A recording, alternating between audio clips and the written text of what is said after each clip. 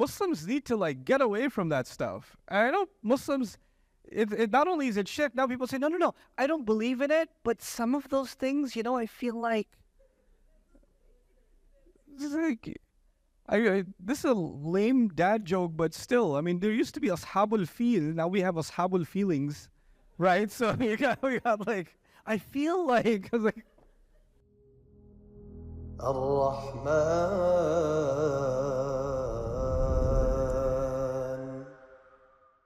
أعوذ بالله من الشيطان الرجيم بسم الله الرحمن الرحيم الرحمن علم القرآن خلق الإنسان علمه البيان الشمس والقمر بحسبان والنجم والشجر يسجدان رب اشرح لي صدري ويسر لي أمري واحلل عقدة من لساني يفقه قولي فالحمد لله والصلاة والسلام على رسول الله وعلى آله وصحبه أجمعين أما بعد. Once again, everybody, assalamu alaikum wa rahmatullahi ta'ala wa barakatuh. We're going to try and get to, my hope is, ayah number 12 today, inshallah. There are a couple of outstanding items as I was going over my notes from the first 4 ayat. Just some things that we didn't get to briefly at least touch on, so I'm going to do that first and then move on to the next section of this surah. So the one thing I didn't discuss is when Allah said خَلَقَ الْإِنسَانِ in the 3rd ayah, He said He created the human being. The word for human being is al-insan, which is argued in Arabic to have 2 origins, an-nisyan wal-uns. An-nisyan means forgetfulness, so that the human being in his nature or her nature is forgetful, and that's part of the meaning of the word human in the Arabic language. And the other dimension of insan is the opposite of al-wahsh, which is al-uns. And uns is love, compassion, empathy, gentleness. These are the feelings that human beings carry more than any other species. Other species can exhibit kindness and mercy here and there. I've seen YouTube videos of a lion taking care of a deer. Like, that can happen. But that doesn't mean that you can just walk up to a lion and say, hey, I've seen that you can show compassion too. That's the exception. It doesn't prove the rule, right? So, but human beings are unusually capable of compassion towards each other, compassion towards other animals, compassion towards plants, right? Compassion towards complete strangers. So we have that within us, and we also have an unusual need to feel compassion. So not just, other species have food, drink, shelter, some fundamental needs that any species would have. Human beings also want to feel loved. They want to feel appreciated. They want to feel heard and understood. And we have this emotional component that can be it can be a huge need for us. And even if all the other needs are met and you feel like no one loves you or no one cares for you, you can live a very miserable life. And you can feel like life is meaningless, right? So that's the meaning of uns. Now, the reason this is kind of important to note is that Allah, when He says He taught the Quran, He taught it to a human being that has in his or her nature a lot of forgetfulness and also has the capacity to give love and also the great desire to receive love. And bearing both of those things in mind, no one understands that and knows that better than our teacher, in this case, Allah Azza wa Jal. And with those things in mind, He gave us the Quran. And we're going to build on that idea today, that actually Allah Azza wa Jal understands, knows who we are, and based on knowing who we are, He taught us the Quran. Now, I've written this Arabic note here, At-Ta'amul Ma'at-Talib Al-Jahid. This is something I talked about many years ago when I was discussing the surah, but I didn't bring it up last time, so I'm going to bring it up now. I have some experience being a teacher. And in a classroom, this is actually technically not a classroom because I'm just lecturing and you're just listening. So this is kind of like the in-person version of a YouTube video, right? So, but a classroom is different. A classroom is the teacher is teaching you how to do multiplication, and then somebody says, I don't understand, and somebody's not paying attention, and the teacher gives homework, and then he checks your homework, and there's a lot of back and forth between teacher and student all the time, right? And you have different kinds of student in a classroom. There are people that really want to learn. They're very eager. They want to make the teacher proud and all of that. There are students that are just forced to be there. It's the system. What are you going to do? My parents dropped me here. like a lot of children that go to prison, Sunday school, so they don't want to be there. They're just there because they have to be. And you can tell from the look on their faces, تَعْرِفُهُمْ بِسِيمَاهُمْ, like, so they don't want to be, so, and then you can have troublemakers. And troublemakers are students that ask, they know the answer. They know their question is a dumb question. And they know their question is meant to, derail the teacher from the conversation. And they keep acting like they don't understand, even if they do understand. So if the teacher explains it really well, they say, I don't get it. And then the teacher says, okay, let me explain that to you again. And he explains it again. They say, yeah, I don't get it. And now they're being entertained by taking the teacher for a ride. You understand? And if you're an experienced teacher, you know which of your students are lazy. You also know which of your students are trolls that are playing with you, that are messing with you. And those are the kinds of students you cannot just keep answering their question. You have to actually deal with them in a different way. Let me see you after class. Why don't you go visit the principal's office? He has all the answers to your questions, right? So there's other ways to deal with certain kinds of kids, right? Now, Allah decided to send His messenger, sallallahu alayhi wasallam. And one famous hadith, the Prophet sallallahu alayhi wasallam says, "Inni bu'ithtu mu'alliman." I was sent as a teacher. So Allah is the ultimate teacher who teaches Jibreel alayhi salam, who teaches Rasulullah sallallahu alayhi wasallam. And the Rasul of Allah sallallahu alayhi wasallam is going to spend about 13 years teaching the people of Makkah. And in Makkah, you have different kinds of students. Students that want to listen, they want to learn. And there are people that are just going to make fun of everything he does. They're going to make trouble. But when they are insulting the Prophet alayhi salatu wasalam, who are they actually making fun of? Who are they actually playing games with? They're playing games with Allah. And Allah, knowing that they're playing games with Him, what does He do in the Quran? This is His unusual rahmah. Other nations, when they played games like that, they got wiped out.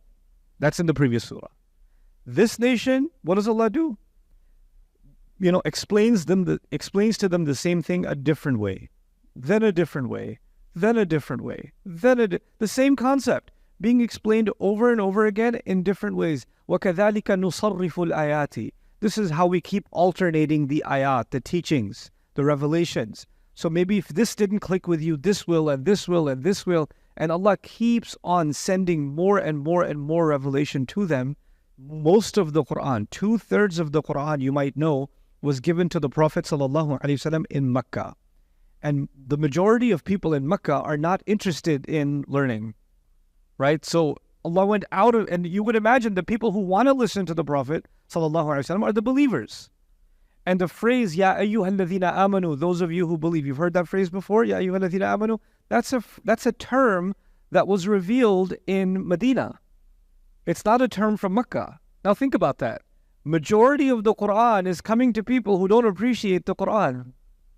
Of course, the Sahaba loved that they were receiving the Quran, but the primary audience of the Prophet ﷺ in Makkah was people who don't believe.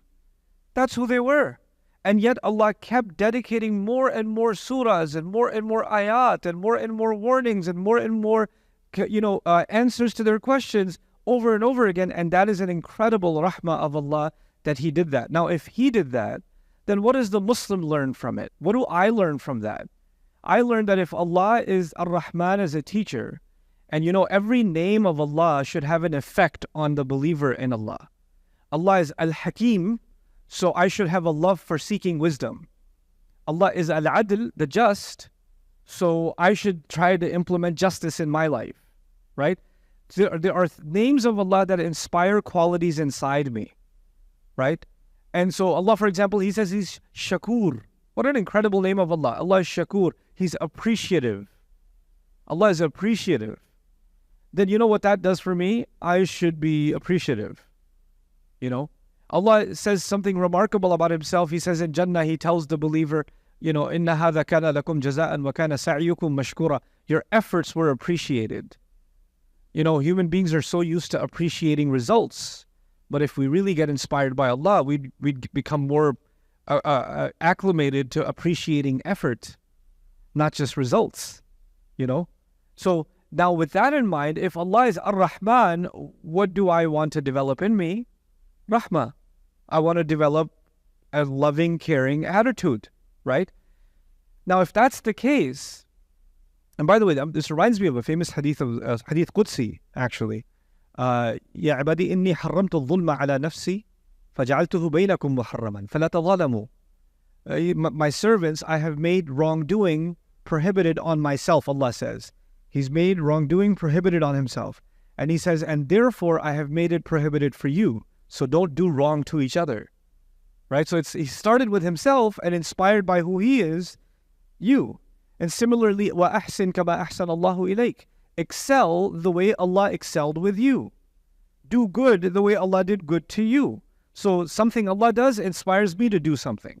So if Allah is so Rahman as a teacher of this deen, of this guidance to people that are absolutely defiant, what characteristic do I develop when I want to share the teachings of this deen with anybody? With anybody. I should develop an attitude of rahmah. And when people don't want to hear what I have to say, or they disagree, or they argue back, what should I have? I should have a way of explaining it another way, and another way, and another way, and another way. And I shouldn't let that get under my skin and say, these people, I'm going to make a video about how,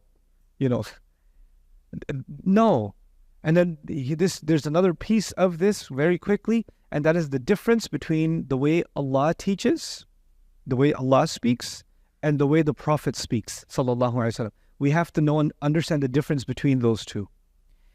When Allah speaks, He speaks from authority.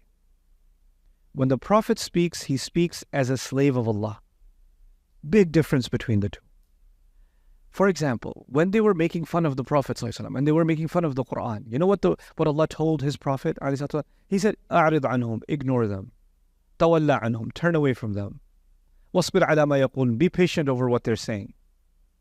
So He's telling the Prophet to ignore. But is Allah Himself ignoring? No. سَنَكْتُبُ مَا قَالُوا, we will document what they've said. They say this, and they've said something huge. And Allah will respond with anger sometimes too, because Allah is in a position of authority. But He's inspiring His Prophet ﷺ to not speak in that way to them. He's actually teaching him to demonstrate rahmah when he deals with them, even though Allah has the authority to speak from a position of authority. So there's a distinction between even the way Allah teaches and the way the Messenger of Allah teaches, sallallahu alaihi wasallam. Okay, now, just a little bit about that last phrase, allamahul bayan. I couldn't rest last night after discussing allamahul bayan, because there were some things that really need to be ironed out on this. But I said He taught human beings speech and clarity, right? So here's some brief comments from a few scholars. This is Ibn Ashur from At-Tahrir wa Tanweer.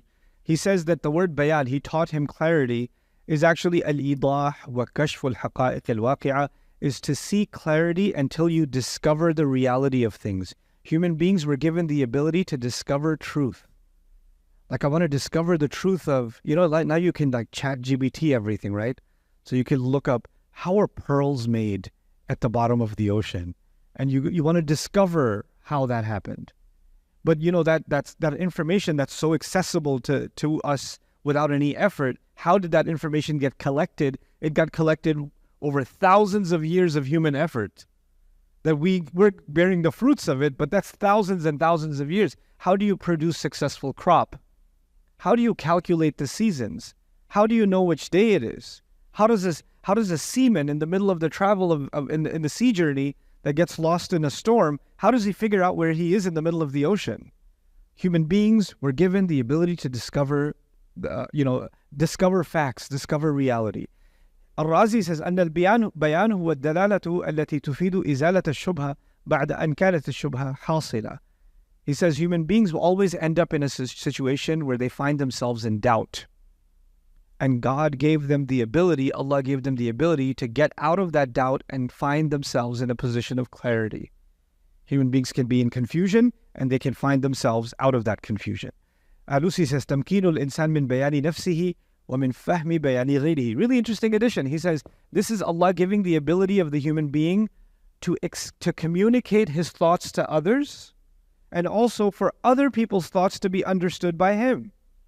So we can actually now learn from each other our ability to communicate in advanced ways. That's captured inside al-bayan. Now, why is all of this important? The word bayan is important because it's used another time in the Quran, or actually twice. But this one place it's used as a word to describe the Quran itself.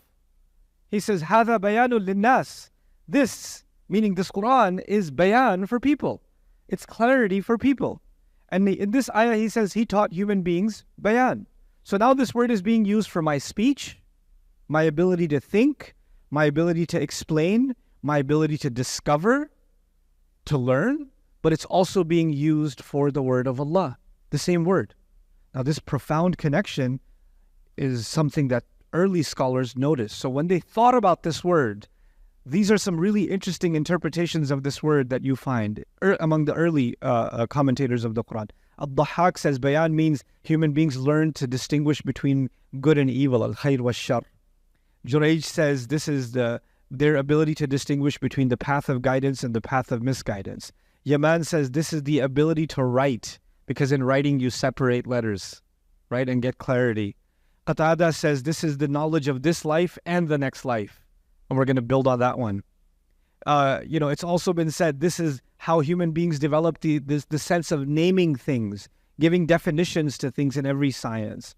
And it's also been said, and I mentioned this yesterday, this is Allah telling us, التكلم بلغات كثيرة, our ability to speak in many, many different languages, all languages. Now this is really important.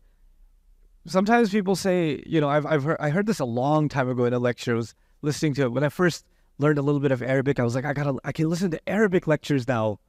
So I just, YouTube searched a long time ago, like أهمية تعلم اللغة العربية, the importance of learning Arabic. So I found this video and it looked like it had a lot of views. And so I clicked the video and he goes, يا أيها المسلمون اسمعوني جيدا لا تتعلموا لغة الكفار ولا تتعلموا لغة جورج بوش تعلموا العربية فإنها من دينكم. He's like, believers, don't learn the language of the kuffar. Learn the language of this deen, which is what? Arabic. Learn Arabic. Don't learn the language of the kuffar. And I'm like, no, bro. Because when Allah said He taught bayan, which language was He referring to? All of them. Every language is actually, okay, so English was taught by the current generation from the previous to the previous. You go further back enough, it starts with Adam, right? Every language you go far back enough, it starts with who? Adam alayhi salam. And Adam was taught by who? Allama Adam al-asma. You know what that means? Every language is actually, language itself is revelation. It's a kind of revelation. The Prophet Adam alayhi salam was not an Arab, and he didn't speak Arabic, because if he did, we would all be speaking Arabic. It's not like he was taught Arabic and then eventually some of his grandkids started speaking French. That's not what happened. And some of us, they started with Arabic and became Punjabi.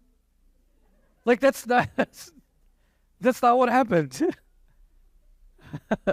He was given some language, and all of the languages on earth are children of that language. Actually, in linguistics, we also study the notion that there is, in fact, the concept of a source language, that all languages eventually start developing common traits.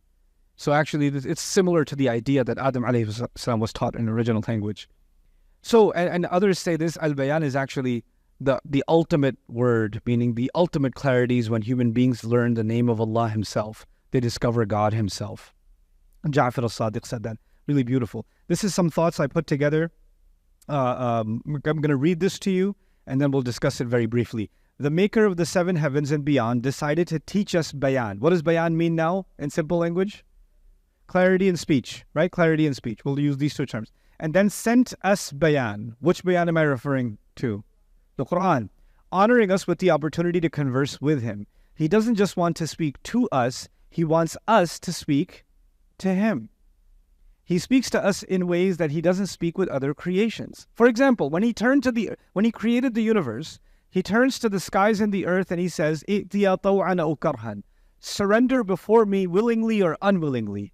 قَالَتَا أَتَيْنَا طَائِعِينَ. They responded, we surrender willingly. When Allah speaks to the bird, Allah speaks to every creation. Allah commands every creation, so He speaks to every creation. But He doesn't speak to them the way He speaks to us. The way He speaks to them is He just gives His amr. إِنَّمَا أَمْرُهُ إِذَا أَرَادَ شَيْئًا أَنْ يَقُولَ لَهُ كُنْ فَيَكُونُ. That's it. He says be and it becomes. That's it. This is how He speaks to all of His creation. But when He did speak to us, He did so with so much love and care and catering to us. Why is He describing Yusuf alayhi salam felt something, a deep pain inside his heart when his brothers lied about him? Why would He have to tell us that? Why would He say, وَأَنَّهُ هُوَ أَضْحَكَ وَأَبْكَى? He's the one who makes you laugh and He's the one who makes you cry. Right? He's not just issuing commands in the Quran. He's speaking to, there isn't just instruction in the Quran. There's care, love, forgiveness, guidance, counsel, wisdom, hope, motivation, tough love, by which I mean instilling fear, protectiveness, ease, comfort, inspiration, and more. Redemption. There's all this stuff in the Quran. He speaks to us in ways that, if I didn't say this is from Allah, and you said you have a relationship with someone, when you speak to them, you feel like they care, you feel like they love, you feel like when you mess up, they forgive, you feel like they guide you, they counsel you, they give you wisdom, they give you hope, they motivate you, they share tough love with you when you need it, they're protective over you, you feel ease when you speak to them, you feel comfort when you speak to them, and they inspire you. Wow, this would be the most loving person in your life. This is what everybody wishes their dad was, right? Or their mom was, or their spouse was. And no one human being can be all of these things. We just can't. You can't have it. Ibrahim alayhi salam didn't get it with his dad. So it's okay if you don't get it with your dad. It's okay. But can you imagine all of those things combined in one are being given to us from who? From Allah, directly in His words. Directly in His speech. It's incredible. Just to contemplate that for a moment. No other creature was given bayan so they could speak to God in a way that we speak to Him, and He could speak to us in a way that He speaks to only us. Subhanallah. Then you really appreciate what Ar-Rahman means. Now, this is setting us into the subject of today, which is, ayah number 5 to ayah number 12 is what we're going to try to get to. And the 5th ayah, these are my rough translations of the ayat. These are not taken from an official published translation, but to give you some idea of what's going on in the ayat. Ash-shamsu wal-qamaru bihusban. The sun and the moon are bound by a mysterious, precise measure. That's the rough translation of this ayah, okay? Now, does it seem like a subject changed? Yeah, it seems like that, right? It seems like it's a totally different subject. And, the Quran doesn't have paragraphs or like new heading, right? It just abruptly moves on to another subject. There's something called kamalul ittisal. Kamalul ittisal means, it's a balaghi term. When we study the linguistics of the Quran, there's one of these terms. Two things that seem at face value have nothing to do with each other. Like there's a different subject. But actually they're so closely connected that there's no gap in between them. Like Allah decided to put them right next to each other, right? And you can't see why until you step back and you actually think about it. To give you an example of that, imagine somebody's a painter, right? When they're doing a painting, it's really annoying when you're watching them do the painting. What are you going to make? Can you be quiet? You're messing up my process. So you're really going to put yellow next to purple like that? Like, you don't think green goes better here or something? You start giving your suggestions because you don't see what they're trying to do, right? By the time they're done, you're like, oh, that's what you were, This is the same thing if somebody's watching you cook. You put it, you're going to put that in there? You're going to put this in there? Can you shut up? You don't know what I'm doing. This is not your thing, which is why when you're doing any kind of work, you don't want anybody watching you because they don't understand your process and they start, The thing is, sometimes we're looking at the ayat and we're like, oh, this is disjointed. This is not connected. But as we step back a little bit, we're going to see it's a profound connection between what's been said and what's come. Anyway, but before we look at that connection, let's look inside of this ayah. Of course, the sun and the moon are easy vocabulary, ash-shams wal-qamar, so we don't need to dig deep into that. But husban is an interesting word, so we're going to dig deep a little bit into the word husban. It was used similarly, before we saw a similar word, a leather skin that you fill with dates or water, like pouches. When you fill a pouch completely, a completely full pouch, it's called husban. And a camel that gets really fat to the point where it can't get any fatter is called a muhsiba. It's a good insult for you to learn, to use for your cousins or whatever. Hey, muhsiba. What? They're just learning some Arabic. Like, in my experience, when you teach people insults, they remember that vocabulary. Every other vocabulary they forget. So, here you go, muhsiba. Anyway, so, and husban is also used for, I don't know how to describe those things. It's like a flute-looking thing, and you blow in it, and a dart shoots out, and, hits that. I don't know what's that thing called? I don't even know what it's called. But whatever that is, when you stuff it with the arrow or the dart inside it, because you're filling it in, you're stocking it up like your Nerf gun or whatever it is, right? That's actually also called a husban. That's also because it hits the exact target and it fulfills its mission in a sense. So these are some of the interesting meanings behind the word husban. It comes from the word muhasaba also, which means to audit, meaning everything you did is going to be accounted for. So muhasaba comes from the same origin. Hisab, Urdu speakers know, Farsi speakers know, Bangladeshi, Bengali speakers know, maybe Turkish speakers also know, Arabs of course know. Hisab means what? Counting, accounting, right? So counting is part of this meaning. So the word husban has count, measurement, full amount, full measure, right? Exact striking of a target. These are some of the meanings that are inside this word. There's another meaning, but we'll get to that a little bit later. So what is it saying again? Let me go back to the translation I suggested. The sun and the moon are bound by a mysterious, precise measure. You see where I got precise measure from? So they complete their full cycle, and they follow the exact targeted cycle. That's what Allah is saying. Now, where did I get the word mysterious from? The husban here, notice husbanin, the tanween in husbanin. Actually, it's a masdar, so you would expect to say ash-shamsu wal-qamaru bil-husban, but with a lam, bil-husban. But when you say bi-husbanin, it creates ibham, which I'm capturing with the word mysterious. Like there's this mysterious, almost mystical kind of precision that captures the imagination that is found in the skies, in the sun and the moon.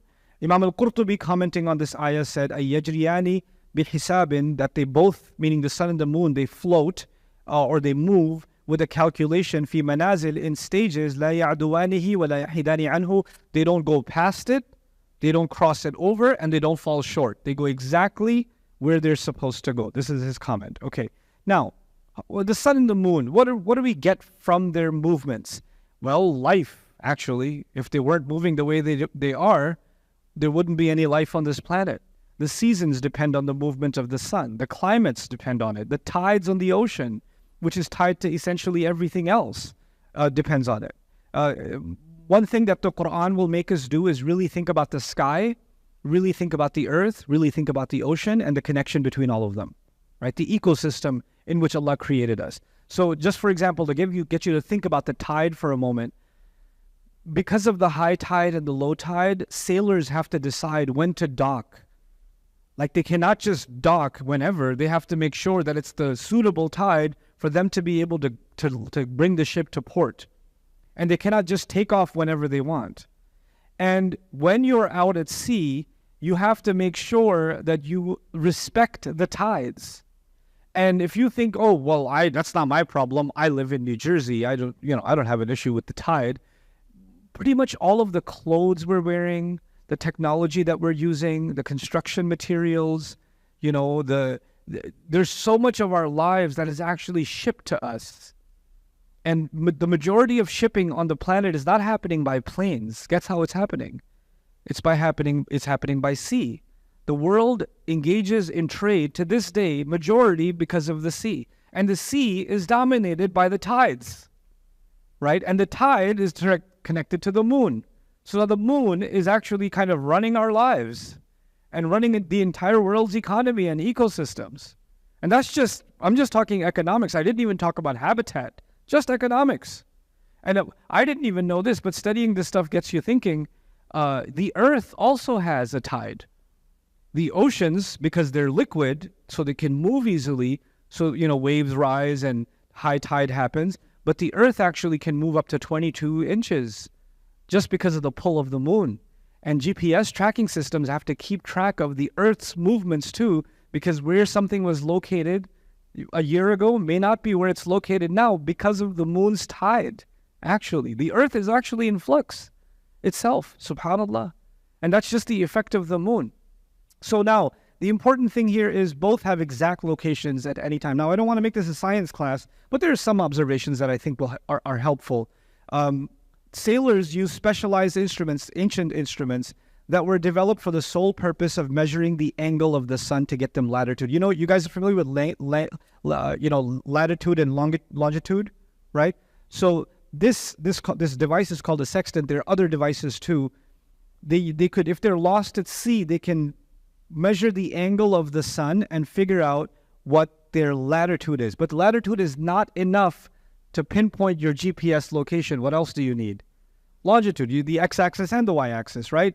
So then calculating the angle of the sun and one more star, meaning from the night, and comparing it with home time, give them the exact longitude, and the exact current position is now known. Actually, they could actually use two devices, and from it, even if they're lost in the middle of the ocean, just by observing the sun, they could figure out exactly where in the world they are. And it's an incredible thing. Like, this is ancient GPS, right? And this is just some things that human beings depended on just by looking at the sky.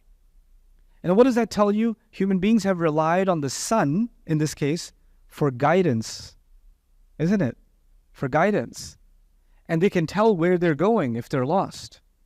Now, the other thing about the sun is that the position of the sun at any time and over any location can be calculated.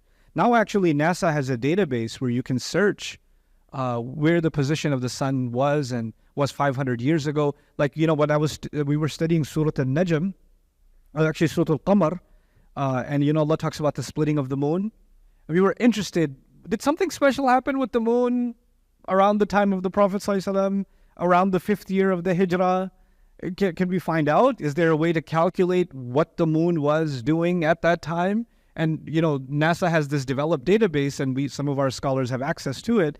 And they looked up and they found a profound lunar eclipse moment that happened around that time, right over Mecca, right above head. And you can actually search this stuff now. You can actually find it. So it's so precise that you can go back a millennium and a half and know exactly where the moon used to be at that night or in this year and at that moment. SubhanAllah.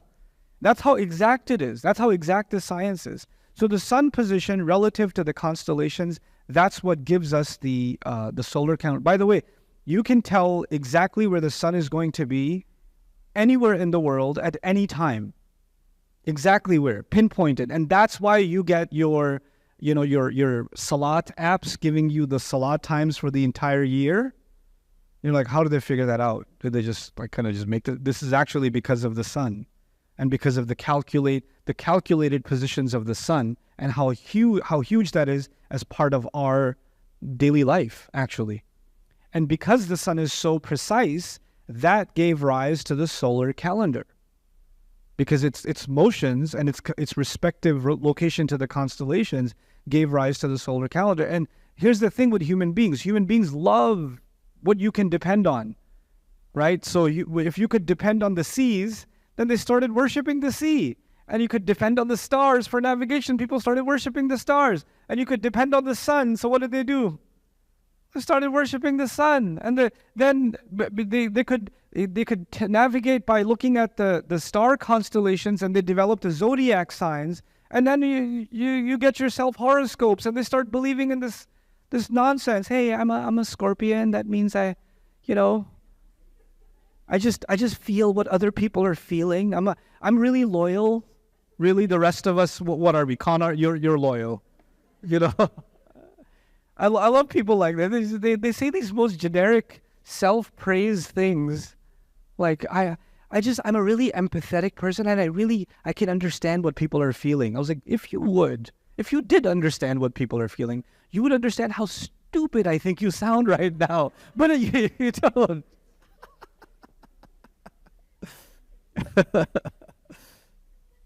Anyway, Ash-Shamsu wal by the way, Muslims need to like get away from that stuff. I know Muslims, it not only is it shirk, now people say, no, I don't believe in it, but some of those things, I feel like,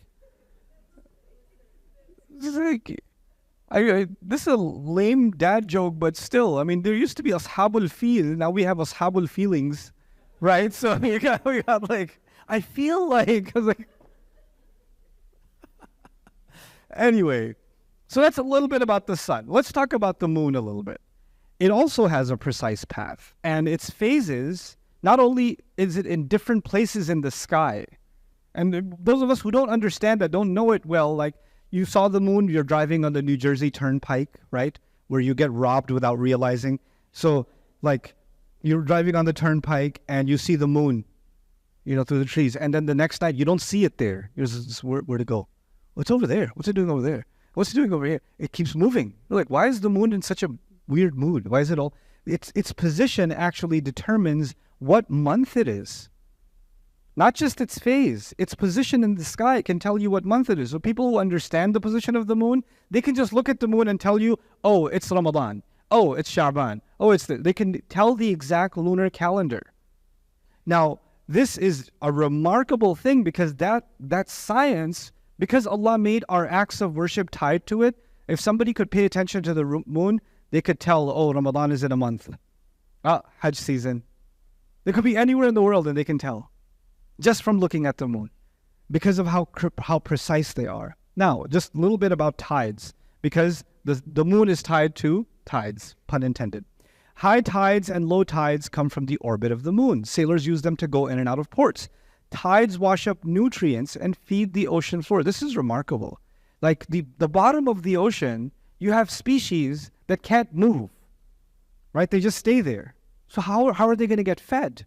So Allah created this system of tides, and these tides, they wash up nutrients from the shallow parts, and they wash them into the deeper parts of the ocean, feeding the creatures that can't get up and get their rizq. And Allah brings the rizq to them. SubhanAllah, And then they remove pollutants from the ocean and from the land. They wash things away. And then, there's some animals that can only breed near shallow water, but they can't long-term survive near shallow water. So what Allah does is He allows in the low tide, they show up under shallow water, they breed, and when they're done breeding, the tide comes and pulls them into deep water where they can survive. And when the next season comes where they have to breed again, the next species, the next generation is brought, they can breed again, and they're pulled back into the deep ocean again. Like the entire system of life has been created by Allah subhanahu wa ta'ala just from the positions of the moon. Ash-Shamsu wal-Qamaru bi-Husban. Now, I told you this concept of Kamalul Ittisal, right? How things are connected, perfectly connected. So what is the precise nature of the sun and the moon have to do with what Allah just told us in the first 4 ayat? That He taught the Quran, that He created the human being, that He taught him bayan. What does it have to do with that? Here's some observations. The Quran descending from the heavens is essential for us, just as the sun and the moon are. You think of the sun and the moon as necessary for our survival, and Allah is saying, by the way, before you think of them as necessary for your survival, as even more fundamental to your survival is what is also coming from the sky, which is what? The revelation of the Quran, right? Then the Quran came to the exact person at the exact time, in the exact place from the heavens, which is Husban, precise measure.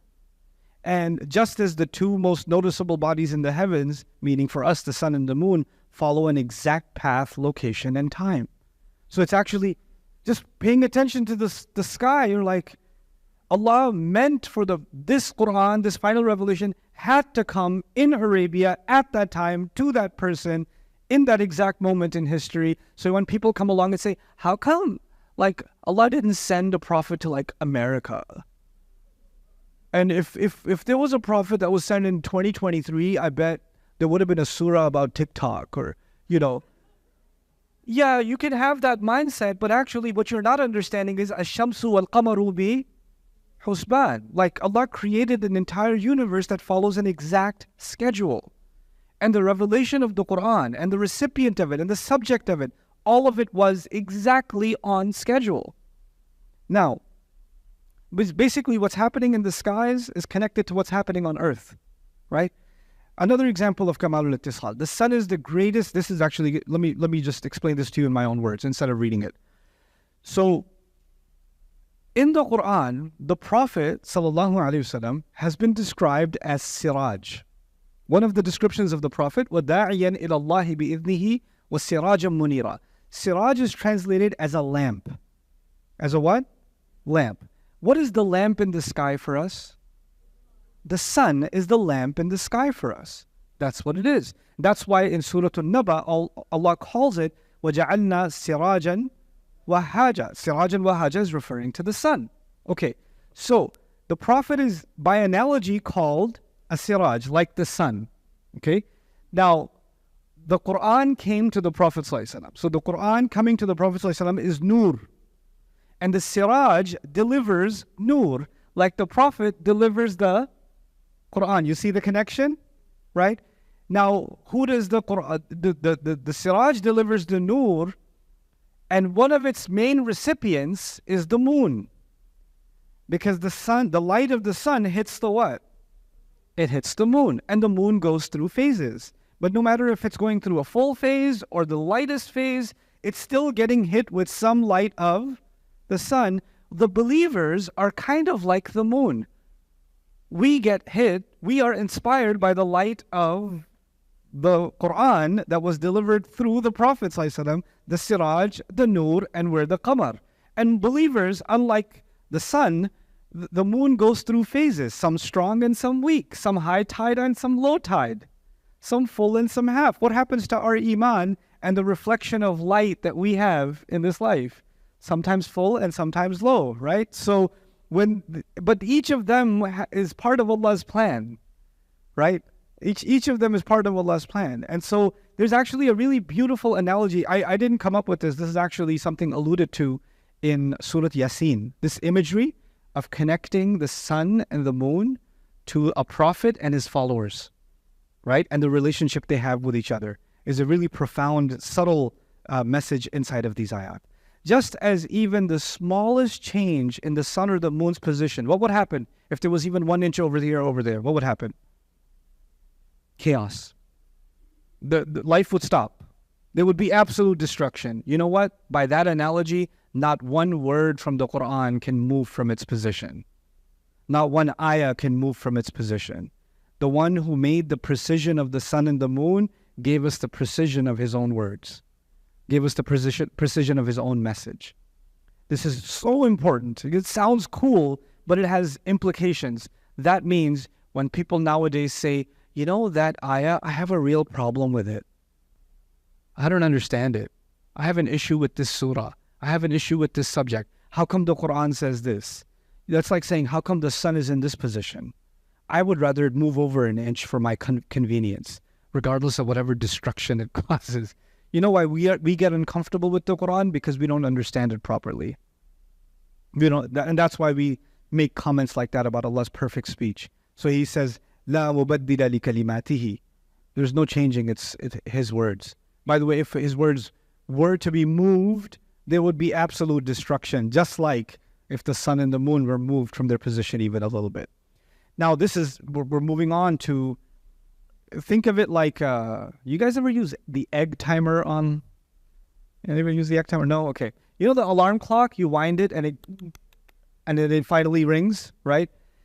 It's like the sun and the moon were put on a winding clock, and they had to hit an exact they had to reach the full cycle, and the moment that cycle was reached, it was time for the Quran to come down.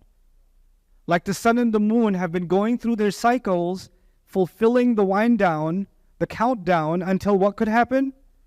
The Quran could come down. And Allah is essentially almost saying in this ayah, one of the meanings of it is, the sun and the moon have now reached their full count, so the Quran can now be revealed. Subhanallah. So this is again the precise coming of the Quran. The sun and the moon are now on the verge of reaching their full count as the greatest sign of Judgment Day has come. Let me explain what this means. Now that the Quran has come, the clock, the alarm clock has been charged up again for the next major event. What's the only other major event left? Is Judgment Day. So now Bihusban means now they're on the verge of reaching the second full count. Meaning human beings have been here for tens of thousands of years. But since the coming of the Prophet ﷺ, we have entered the last episode of the story of humanity. We're now in the last episode because the last prophet has come, the last revelation has come. And now the sun and the moon are about to hit their final alarm. They're about to complete their entire cycle. The sun may be an allegorical reference to the coming of the Quran itself. Why? Because in other places in the Quran, for example, let me just put it in simple words to you. Think of it like a dark night, not Batman, a dark evening. You have a dark night, and you can't see outside, you can't find your way, and then finally the morning comes and everything changes. One of the problems I have with New Jersey is that it's so dark. Oh my God, it's dark here. In the daytime, it's so green and beautiful, and at night it's so horrific. Like you could go to somebody's house, and they have this beautiful extended backyard with endless trees and greenery and sunlight. You're like, this is gorgeous. And then night comes, and you're like, why are you living in this jinn garden? Like, Darkness brings with it fear, brings with it the unknown, brings with it confusion, right? And then the day comes and beauty comes with it. Isa alayhi salam had finished his mission, and then since then, it's been 6 centuries, no prophet has come. And the world has fallen into a very dark night. The guidance is gone. And then finally a new morning rises. And what's that morning? The coming of the Quran. And now the world is lit. The world is illuminated. And this imagery has been used a number of times in the Quran. So it's used in Surah Al-Muddathir. كلا والقمر والليل إذ أدبر والصبح إذا أسفر إنها لإحدى الكبر. He says, I swear by the moon, and I swear by the night as it starts to turn back, and I swear by the morning as it starts to bring its light. This is one of the greatest events, meaning the coming of the Quran is one of the greatest events compared to the rising of the sun. Similarly, in Surah Al-Takwir, I swear by Al-Khunnas al-Jawari al-Kunnas. What an analogy. I swear by the stars that keep disappearing. Stars that flicker in the sky and then you don't see them anymore. Like remnants of previous scripture, you could see some truth in them and then they just disappear. The true followers of Jesus disappeared, right? The ones who did not believe that he was the Son of God, they were wiped out, they disappeared. So flickers of stars in the sky that disappear. وَاللَّيْلِ إِذَا عَسْعَسْ. And when the night, as it gets darker and darker and has a tighter chokehold, وَالصُّبْحِ إِذَا تَنَفَّسْ. And I swear by the morning as it finally takes a breath. Like the night was a chokehold and the morning was humanity could breathe again. And he says, إِنَّهُ لَقَوْلُ رَسُولٍ كَرِيمٍ. This, no doubt, it is the word of a noble messenger, meaning Jibreel has delivered the Quran now. Is this analogy of the morning or the sunrise being associated with the coming of the Quran is also kind of an undertone inside of these ayat. Through the Quran, Allah taught us the prayers, fasting, and Hajj. Like the 3 main rituals in our religion, right? Are salawat, Saum, and Hajj, right? Now, because zakat is about people, so that's not a ritual, that's charity, right? These 3, interestingly, you cannot do them without the sun and the moon. You can't pray without observing what?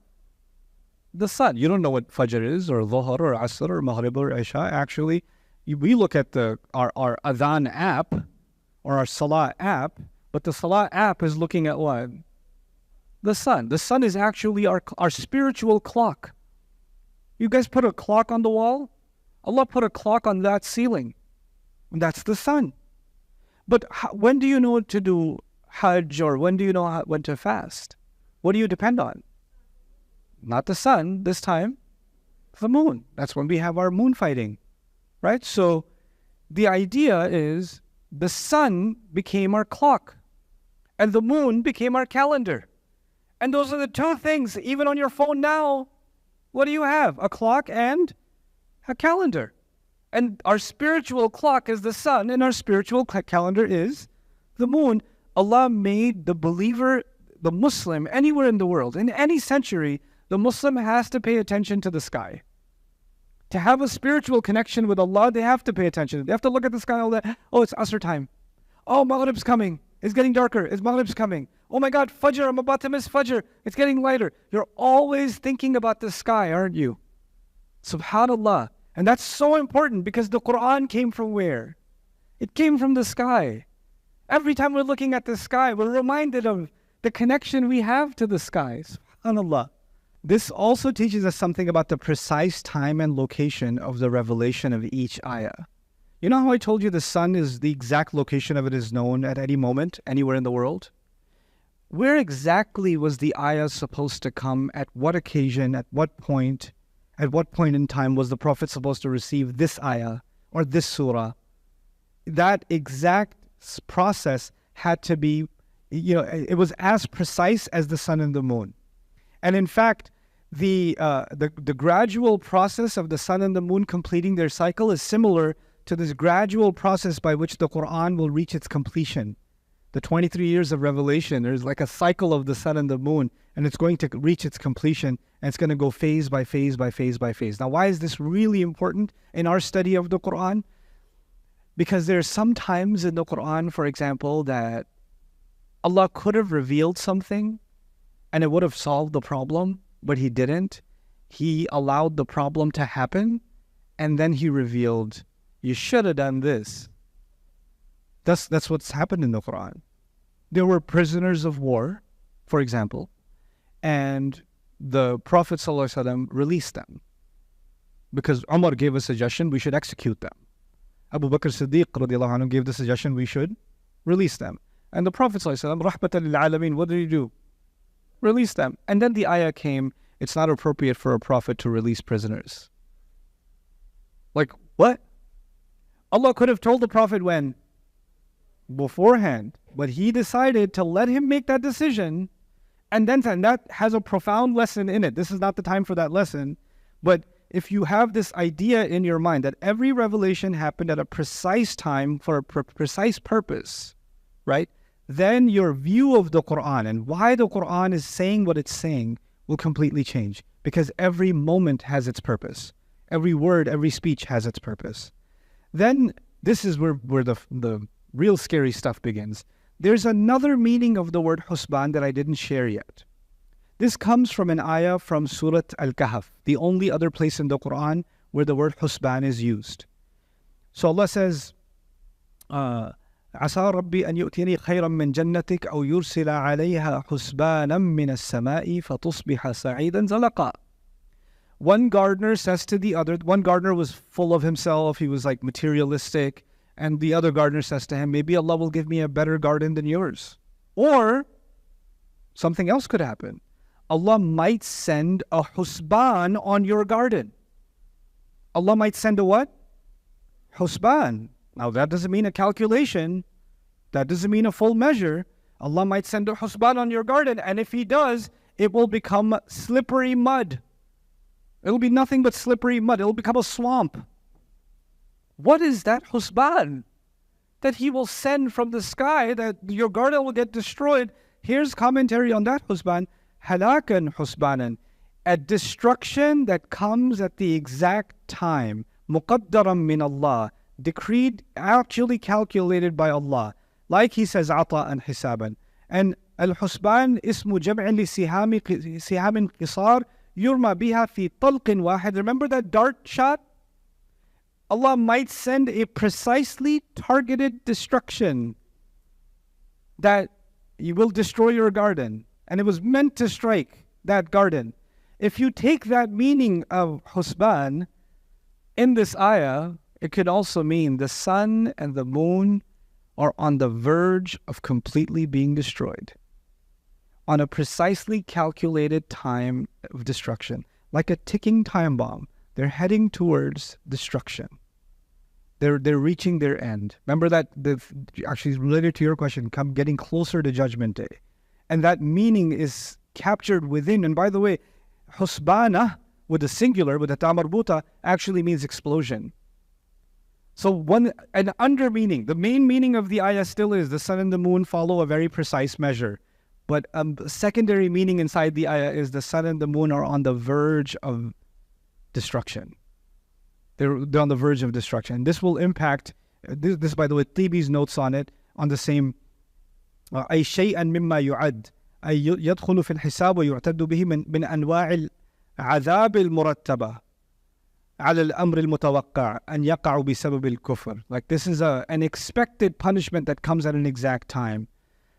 Imam Raghib said, Husbanan can mean nar and adhab, fire and punishment. Ma yuhasabu alayhi, what's going to be a payback. So the sun and the moon are about to exact payback.